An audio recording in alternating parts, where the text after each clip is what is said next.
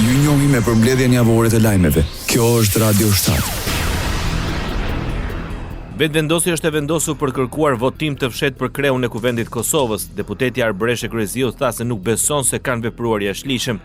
Pra për 17 herë radhazi, partitë e opozitës refuzojnë të marrin pjesë në votim me arsyetimin që problemi është tek Albulena Haxhiu, tek emri i cili është propozuar nga Lëvizja Vetëvendosje, ndërkohë që po të kishte qenë ky problemi, ata do ta kishin bërë të mundur, pra do kishin bërë shumë mirë nëse do ta votonin komisionin për mundësimin e votimit të fshehtë, dhe ndërkohë që me procedurën e votimit të fshehtë do të mund ta shfrytëzonin të drejtën për të mos votuar pro kandidates që është propozuar nga Lëvizja Vetëvendosje, pra nga partia fituese e zgjedhjeve të nënshkutit.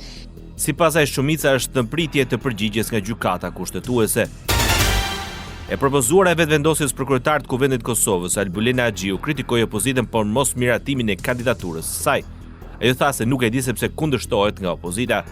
Opozita me një inat, do të thoja, iracional, ka vendosur që të mos marrë pjesë në votim, duke vepruar kështu në shpërputhje me aktgjykimin e gjykatës kushtetuese, të cilin e kemi përmendur, por për cilin edhe ju jeni në dieni. Vetëvendosja është e hapur për zgjedhje të parakohshme parlamentare. Deputetja e vetëvendosjes Albulena Haxhiu tha se nuk përjashtohet mundësia që këtë vit, përveç zgjedhjeve lokale, të mbahen dhe zgjedhjet e përgjithshme. Ishte kandidata për kryetare e Kuvendit Kosovës Albulena Haxhiu. Deputeti BDK-s Abelar Tahiri akuzoi vetëvendosjen për bllokim institucional duke kërkuar reflektim nga kjo parti. Lëvizja Vetëvendosje të ketë reflektu mbi këtë blokadë, pra shkaktari i kësaj blokade janë pikërisht ata, ne i kemi dhënë opsionet tona dhe shpresoj që të reflektojnë dhe ta zhbllokojnë këtë situatë. Ai kërkoi nga presidentja të ketë më shumë angazhim dhe të ushtrojë presion mbi partitë dhe deputetët, siç e përcakton roli i saj kushtetues. Presidentja do duhet me pas një angazhim shumë më intensiv gjatë kësaj periudhe. Një angazhim nuk do duhet lihej me një takim, do duhet kishte një presion më të madh edhe te partitë politike, edhe tek deputetët, sepse është në rolin e saj kushtetues për garantimi kushtetues i funksioneve të Republikës së Kosovës. Ishte deputeti PDK-s Abelar Tahiri. Krizë të thellë politike e komentoi deputetja e PDK-s Vjora Çitaku dështimin e radhës për mbajtjen e seancës konstituive të Kuvendit Kosovës. Për këtë ajo fajsoi vetëvendosjen dhe këmbguli për të zgjedhur emrin e Albulena Haxhiut për krye parlamentare. Kosova vazhdon të jetë e bllokuar për shkak të kryenetësisë politike të Lëvizjes Vetëvendosje.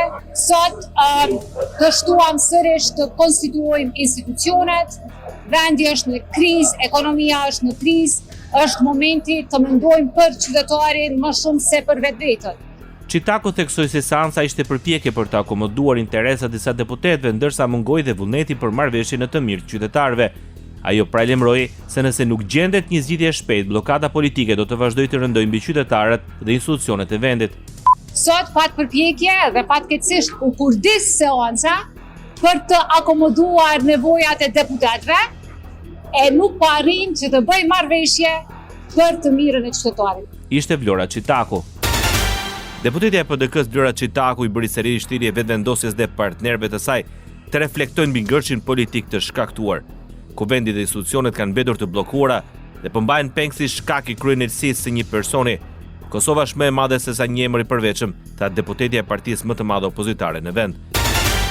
Lidhja Demokratike e Kosovës sqaroi edhe një herë pozitën e saj për bllokimin e punës për konstituimin e Kuvendit. Deputeti Lutfi Aziri tha se qëndrimi i kësaj partie nuk ka të bëjë me emrin e kandidates së vetëvendosjes Albulena Haxhiu për kryetare të Kuvendit. Ka të bëjë me emrin përveçëm. Është e drejtë e fituar, partia parë ka fituar, ne ta propozon që ato që don me propozuar. Po nuk ka të bëjë me neve, nuk ka marrëveshje, me vetë faktin që s'ki marrëveshje politike për qeveri e mon arsyetimin të bllokimit i Kuvendit. Nëse i do të zonja Haxhiu arsyetëm për shkak që nuk po mund me ndërtu qeverinë, është problemi i tyre, nuk është problemi joni. Por për ne emri i përveçëm është çështje që partia parë ka fituar, ka propozuar, le të punojnë tash, ashtu siç e kanë propozuar, do duhet me zgjedh, do të punojnë me zgjedh njërin. Ministri i detyrë i Kosovës Faton Peci pranon se vetëvendosja e shen nismën si partner në qeverisje. Ai konfirmoi se ka patur dhe takime me Fatmir Limajin rreth 3 ditë më parë. Dhe çështja është që për negociatat me nismën social-demokratët dhe me zotin Lima, do thotë negociatat e zhvilluan këtë rast lëvizja vetëvendosje dhe kryeministri Albin Kurti ose dikush nga pjesa e ekipës që potencialisht mundet me u delegu. Dhe takime ka pas para dikon 2-3 ditësh, nuk e di çfarë niveli është realizuar, por ka pas aktor vetëvendosës që e kanë konfirmuar. I pyetur sepse nuk e ndrojnë emrin për kryetare të kuvendit Albulena Xhiu, Peçi deklaron se synimi është respektimi i kushtetutës. Fundi i botës nuk është në radhë parë që do të thotë deputet me respektu vendimin e gjykatës kushtetuese që duhet me marrë pjesë edhe me kontribu konstituimit të kuvendit. Kryetari i Nismës Social-Demokrate Fatmir Limaj deklaroi se Kosova së shpejti do të ketë institucionet. Ai theksoi nevojën për krijimin e një shumice parlamentare që t'i jap fund bllokadës. Sido që tjetë, vendi duhet me pas një shumicë parlamentare. Nisma ka me thënë një mundësi që ne besojmë me qenë përgjeshëm për faktin që vendi duhet me pas institucione, pavarësisht si e qysh bëhen, pavarësisht çfarë shumica ndërtohen, partitë politike në fund ditës secili ka përgjegjësinë e vet dhe pozicionimin e vet. Limaj shtoi se Nisma Social-Demokrate ka ofruar një mundësi për të ndihmuar në krijimin e institucioneve sepse vendi ka nevojë për funksionalitet pavarësisht formës së konstituimit.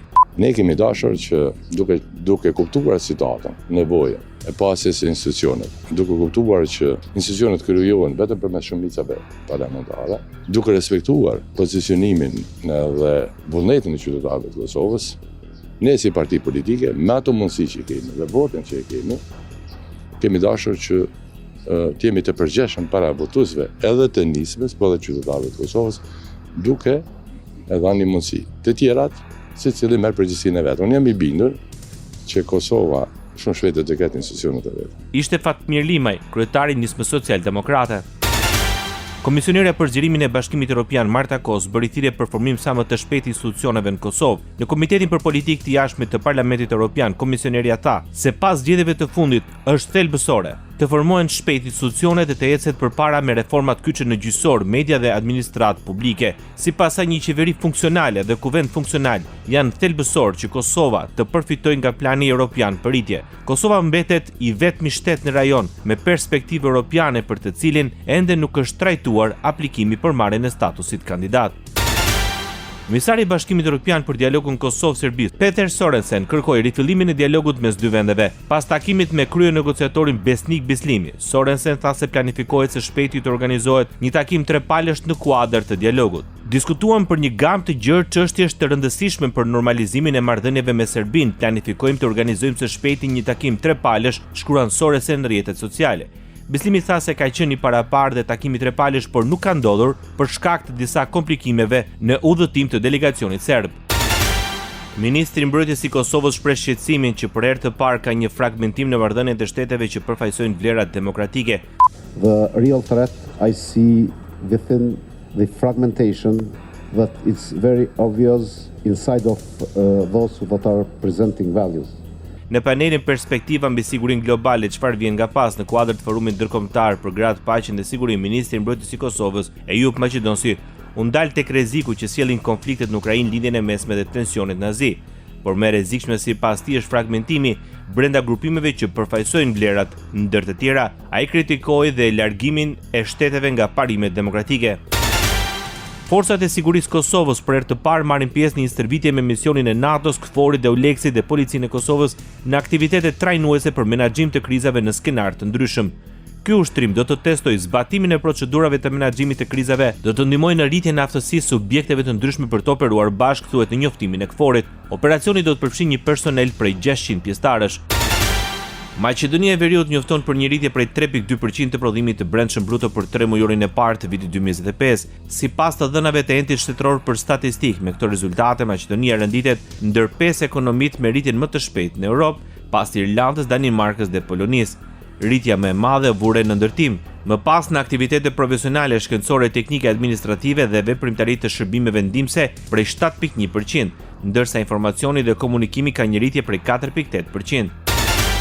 Sofia zyrtare shpreh shqetësim për deklaratat e kryeministrit të Republikës Maqedonisë së Veriut, Histria Mickovski.